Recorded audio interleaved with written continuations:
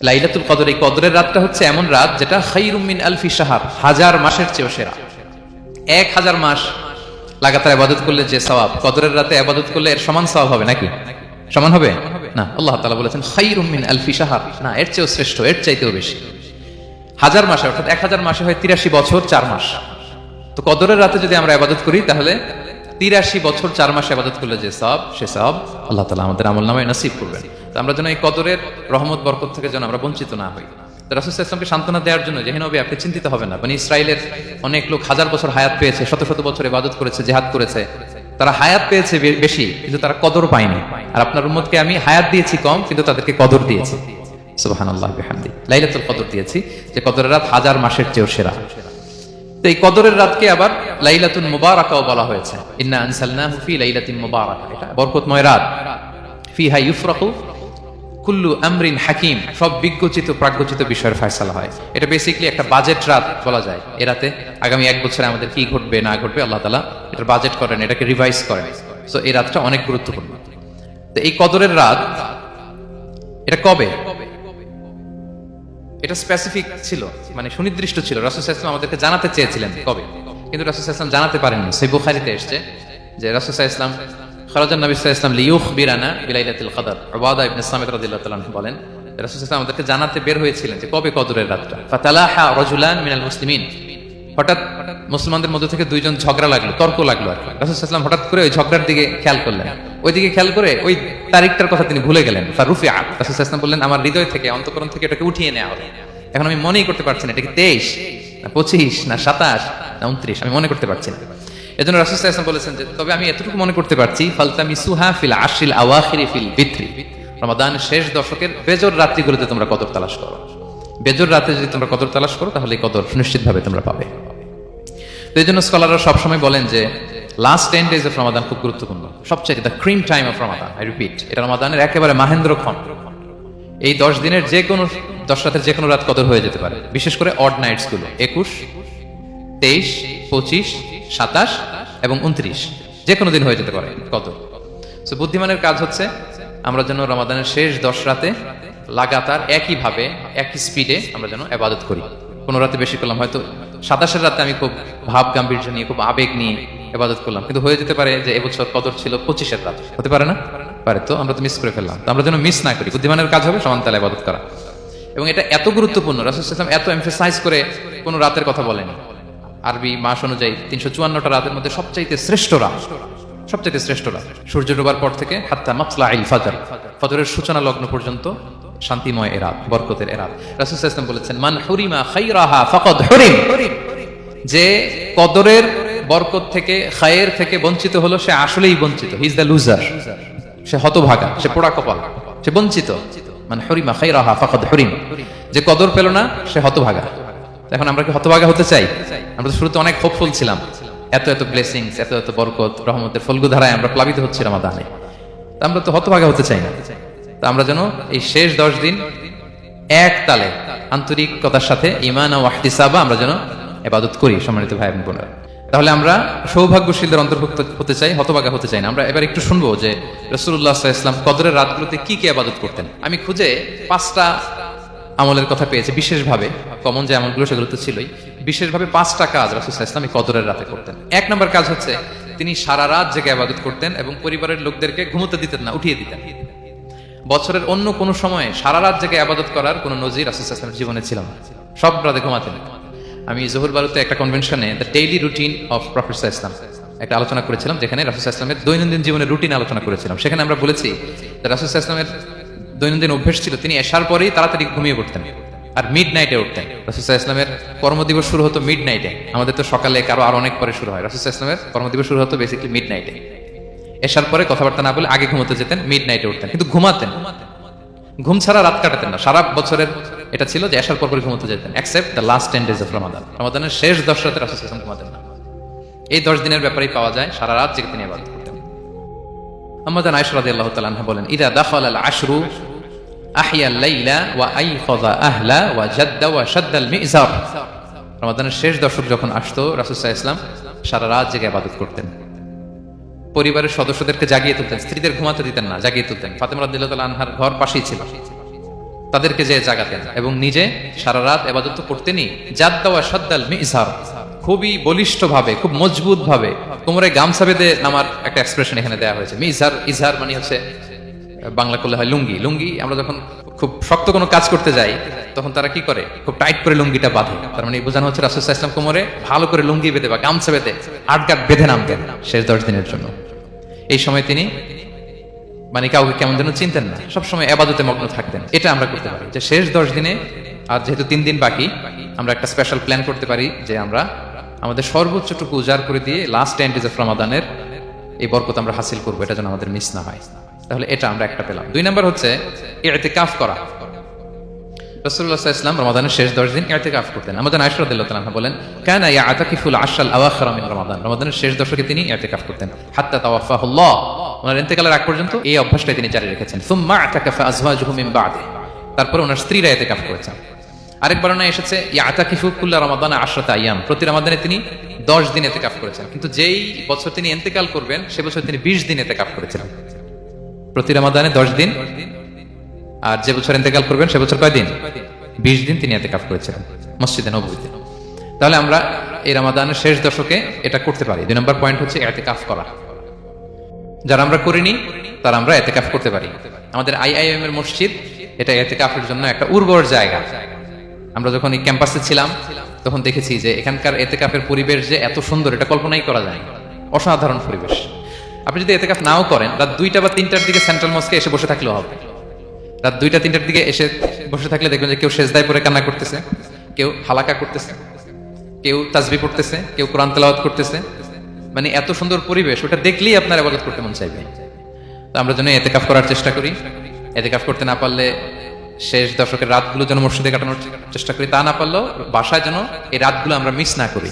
বিশেষ করে সেন্ট্রাল মস্কে তো অসাধারণ পরিবেশ, এটা হাইলি রেকমেন্ডেড। ইফ পসিবল আপনারা আসবেন, এখানে ইবাদতের চমৎকার পরিবেশ থাকে। 3 নাম্বার হচ্ছে রাসূল সাল্লাল্লাহু আলাইহি ওয়াসাল্লাম এবং জিবরাইল আলাইহিস সালাম যৌথভাবে কোরআন রিভিশন করতেন। খুব ইন্টারেস্টিং। সারা বছর যেটা নাজিল হতো রমাদানে জিবরাইল আলাইহিস সালাম রাসূল সাল্লাল্লাহু আলাইহি ওয়াসাল্লামকে শোনাতেন, রাসূল সাল্লাল্লাহু আলাইহি ওয়াসাল্লাম আবার জিবরাইল আলাইহিস সালামকে শোনাতেন। সহিহ বুখারীর বর্ণনা, কানা জিবরিলু ইয়ালকাহু ফি কুল্লি লাইলাতিন মিন রমাদান ফায়ুদারিসুল কুরআন, প্রতি রমাদানের প্রতি রাতে এসে রাসূল সাল্লাল্লাহু আলাইহি ওয়াসাল্লামের সাথে কোরআন মুদারাসা করতেন। সহিহ মুসলিমের বর্ণনায়, আন্না জিবরিল কানা ইউআরিদুহু বিল কুরআন কুল্লা আমিন মাররা, প্রতি বছর রমাদানে একবার শোনাতেন বা শুনিয়েছেন। যে বছর তিনি ইন্তেকাল করবেন তিনি 2 বার শুনিয়েছেন। আরাদা ইউআরিদু, মানে এটা ফ্রম বোথ সাইড। আরবি শব্দটা এমন যে জিবরাইল আলাইহিস সালাম শোনাতেন, এরপর রাসূল সাল্লাল্লাহু আলাইহি ওয়াসাল্লাম জিবরাইল আলাইহিস সালামকে শোনাতেন, কোরআন রিভিশন করা। তো এই শেষ দশকের রাতগুলোতে আমরা যেন বেশি বেশি কোরআন পড়ি। কোরআন তেলাওয়াত, কোরআনিক রিসাইটেশন হতে পারে, কোরআনের অর্থ পড়া হতে পারে, তাদাব্বুরে কোরআন হতে পারে, কোরআনের হালাকায় জয়েন করা হতে পারে। ইন ইটস এনি ফর্ম আমরা যেন কোরআনের সাথে অ্যাটাচমেন্টটা বাড়াই লাস্ট 10 ডেজ অফ রমাদানে। 4 নাম্বার কিয়ামুল লাইল করা। রাসূল সাল্লাল্লাহু আলাইহি ওয়াসাল্লাম কিয়ামুল লাইল করতেন এবং কিয়ামুল লাইল শব্দটাকে রাসূল সাল্লাল্লাহু আলাইহি ওয়াসাল্লাম কদরের সাথে জুড়ে দিয়েছেন। সহিহ বুখারীর বর্ণনায় তিনি বলেছেন, মান কামা লাইলাতাল কদরি ঈমানা ওয়া ইহতিসাবা গুফিরা লাহু মা তাকাদ্দামা মিন যামবি, কদরের রাতে যে কিয়ামুল লাইল করে বিশ্বাস নিয়ে এবং নাজাতের প্রত্যাশা নিয়ে, তার পূর্বের সমস্ত গুনাহ আল্লাহ তাআলা ক্ষমা করে দিবেন। তাহলে কিয়ামুল লাইলটা রাসূল সাল্লাল্লাহু আলাইহি ওয়াসাল্লাম বিশেষভাবে কদরের রাতের সাথে সম্পৃক্ত করেছেন। আমরা যেন প্রতি রাতে কিয়ামুল লাইল করি, লম্বা সময় যেন দাঁড়িয়ে থাকি, লম্বা সময় কোরআনিক রিসাইটেশন করি দাঁড়িয়ে থেকে, লম্বা সময় রুকু, লম্বা সময় সিজদা, স্পেশালি সিজদা। আখরাবু মা ইয়াকুনুল আবদু মির রাব্বিহি ওয়া হুয়া সাজিদ ফাআকসিরু ফীহি দুআ। বান্দা যখন সিজদায় থাকে আল্লাহ সবচেয়ে কাছে থাকে। তো আমরা তো আল্লাহর সবচেয়ে কাছে যেতে চাই এই ক্রিম টাইমটাতে, কি বলেন? আমরা যেন লম্বা সময় সিজদাতে থাকি। কিন্তু আমাদের অনেকের যেটা হয়, নামাজে তাড়াহুড়ো, অনেকের সব ব্যস্ততা যখন নামাজে দাঁড়ায় এরকম হয়ে যায়। রাসূল সাল্লাল্লাহু আলাইহি ওয়াসাল্লামের সালাত যদি আমরা খেয়াল করি, বিশেষ করে কিয়ামুল লাইলে এত যে সুন্দর ছিল। আম্মাজান আয়েশা রাদিয়াল্লাহু তাআলা আনহাকে জিজ্ঞেস করা হয়েছিল যে, হে আম্মাজান, রাসূল সাল্লাল্লাহু আলাইহি ওয়াসাল্লামের কিয়ামুল লাইল কেমন ছিল, কিভাবে কিয়ামুল লাইল করতেন? আম্মাজান আয়েশা, দেখেন ওনার এক্সপ্রেশনটা কত সুন্দর। তিনি বলেছেন, ফালা তাসআল আন হুসনিহিন্না ওয়া তুলিহিন্না, রাসূল সাল্লাল্লাহু আলাইহি ওয়াসাল্লামের কিয়াম যে কত সুন্দর ছিল, কত লম্বা ছিল, আমায় জিজ্ঞেস করুন, আমি বলতে পারবো না।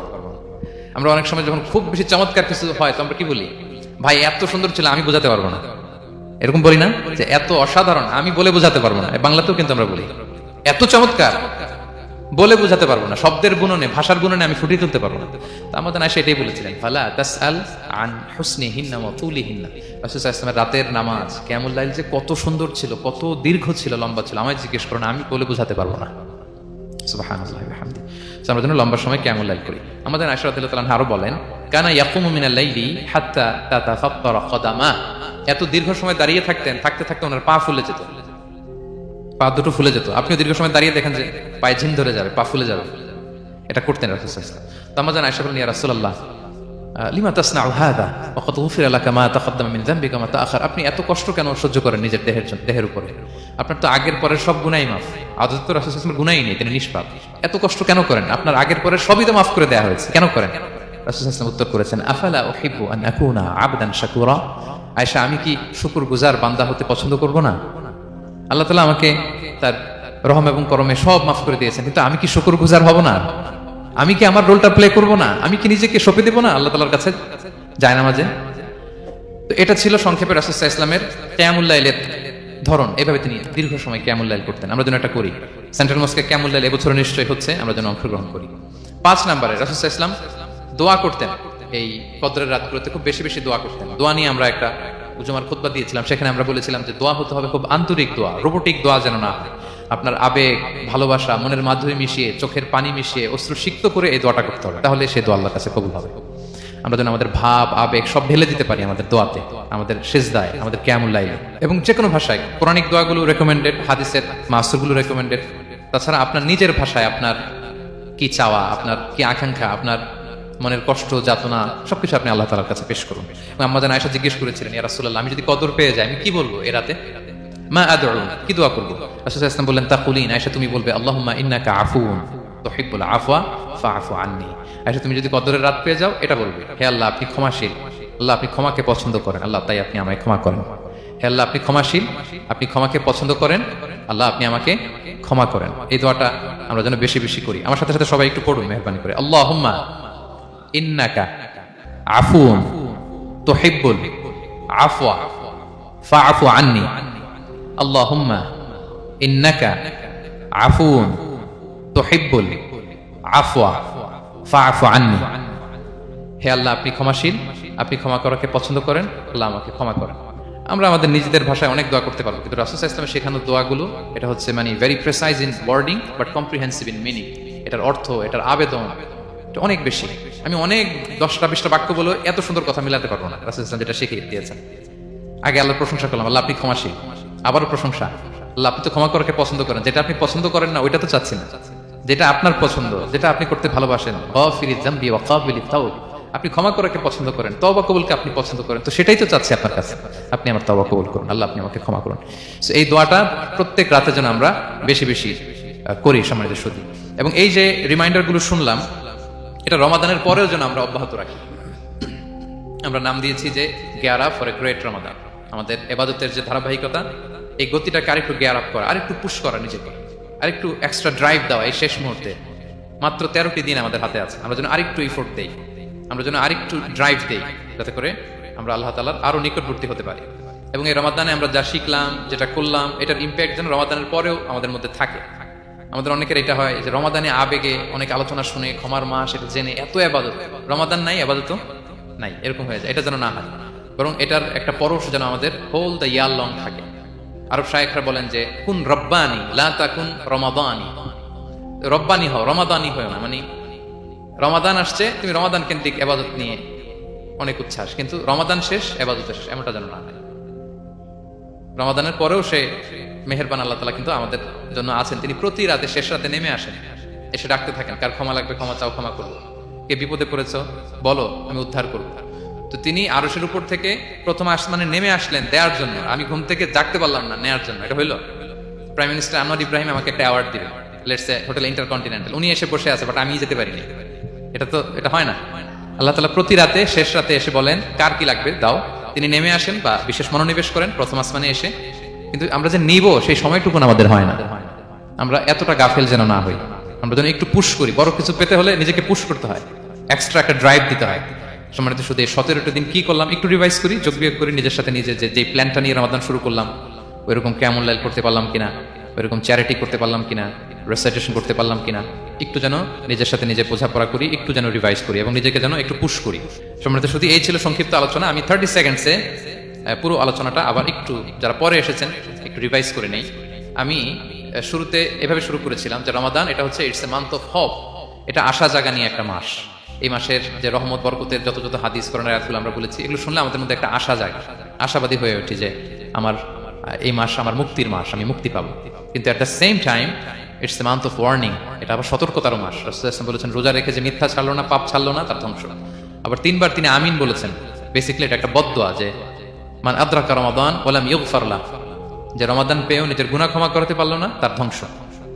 সো আমরা আশাবাদী হব, আল ঈমানু বাইনাল খাউফি ওয়ার রাজা, বিশ্বাস হচ্ছে আমার মধ্যে ভীতিও কাজ করবে, আবার আমার মধ্যে একটা হোপ থাকবে, এটাই ঈমান।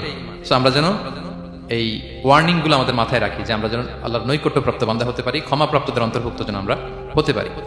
এরপরে আমরা বলেছিলাম যে লাআল্লাকুম তাত্তাকুন অ্যাচিভ হচ্ছে কিনা আমাদের প্রত্যেক কাজে এটা খেয়াল করতে হবে। আমাদের সম্রাট ইউসুফ স্যার খুব সুন্দর করে এটা বলেছেন যে আল্লাহর সচেতনতা, আল্লাহর ভয়, to build up the sense that Allah is watching me, এই সেন্সটা আমার সব কাজের মধ্যে থাকতে হবে। যদি লাআল্লাকুম তাত্তাকুন অ্যাচিভ হয়, সাকসেসফুল, একটা সাকসেসফুল প্রোডাক্টিভ রমাদান আমরা কাটাচ্ছি। আর যদি লাআল্লাকুম তাত্তাকুনের সমস্যা, তার মানে we have to revise hour schedule, যাতে করে আল্লাহর এই সচেতনতা আমরা বিল্ড আপ করতে পারি। এরপর আমরা বলেছি যে আমরা সংযমটা যাতে এনশিওর করি, রমাদানের যে সংযম, নিজের প্রবৃত্তির উপর আমরা বিজয় লাভ করি, সারা বছর প্রবৃত্তি জিতে রমাদানে আমরা জিতি। এরপর আমরা চ্যারিটির কথা বলেছি, রাসূল সাল্লাল্লাহু আলাইহি ওয়াসাল্লাম খুব জেনারাস হয়ে যেতেন রমাদানে, আমরা যেন আমাদের দানের হাতকে আরো প্রশস্ত করি, এবং রমাদানে আমাদের কমিউনাল স্পিরিট চলে আসে, আমাদের বেসিক্যালি একটা সেলফ ট্রান্সফরমেশন হয়, অনেক বদভ্যাস আমরা রমাদানে ত্যাগ করি, বাকি মাসেও যেন এটা আমরা কন্টিনিউ করি। আর সবশেষে আমরা লাস্ট 10 days অফ রমাদানের গুরুত্ব নিয়ে বলেছিলাম যে রাসূল সাল্লাল্লাহু আলাইহি ওয়াসাল্লাম খুব হতাশ হয়ে পড়েছেন যে অন্য নবীর উম্মতেরা অনেক হায়াত পেয়েছে, আমরা পেলাম 60-70, তো আমার গুনাহগার উম্মত কি করবে? আল্লাহ বলেন লাইলাতুল কদর খায়রুম মিন আলফি শাহর, নবী হে আপনার উম্মতের জন্য আমি কদরের রাত দিয়েছি, যে এক রাতে ইবাদত করলে 1000 মাসের চেয়েও বেশি সওয়াব তারা পেয়ে যাবে। সো এই কদরের রাত যেন আমরা মিস না করি। কোনটা কদরের রাত? আমরা বলেছিলাম শেষ 10 দিন সমান তালে ইবাদত করব, বিশেষ করে আমরা গুরুত্ব দিব অড নাইটস গুলোতে, 21, 23, 25, 27, 29 আমরা গুরুত্ব দিব।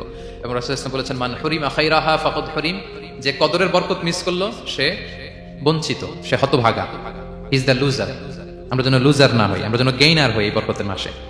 এবং সবশেষে আমি বলেছিলাম রাসূল সাল্লাল্লাহু আলাইহি ওয়াসাল্লাম স্পেশালি 5টা আমল করতেন, সারা রাত জাগতেন, ফ্যামিলি মেম্বারসদের জাগিয়ে তুলতেন, উৎসাহিত করতেন, এবং কোমরে গামছা বেঁধে নামতেন। এরকম ইবাদতের স্পৃহা অন্য কখনো রাসূল সাল্লাল্লাহু আলাইহি ওয়াসাল্লামের মধ্যে দেখা যেত না, যেমনটা শেষ দশকে তিনি করতেন।